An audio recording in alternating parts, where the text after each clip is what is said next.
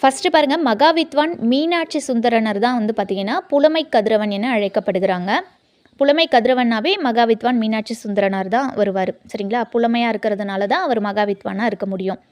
Abraham பண்டிதர் வந்து தமிழிசை இயக்கத்தோட தந்தை அப்படின்னு சொல்கிறாங்க. ஆப்ரகாம் வந்து பார்த்திங்கன்னா தமிழிசை இயக்கத்தோட தந்தைன்னு சொல்கிறாங்க.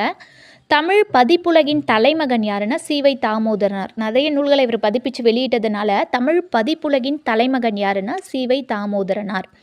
செந்தமிழ் செம்மல் யாருன்னா ஜியு போப். சரிங்களா? இது நமக்கு நல்லாவே தெரியும். டி.கே. சிதம்பரநாதர், டி.கே.சின்னு ஷார்ட்டாக சொல்லுவோம். டி.கே. சிதம்பரநாதர் தான் தமிழ் இலக்கிய திறனாய்வோட முன்னோடின்னு சொல்லப்படுறாங்க. தமிழ் நாடக தலைமை ஆசிரியர் யாருன்னா சங்கரதாஸ் சுவாமிகள். இவர் தான் வந்து பார்த்திங்கன்னா தமிழ் நாடகத்தோட தலைமை ஆசிரியர்னு சொல்கிறாங்க.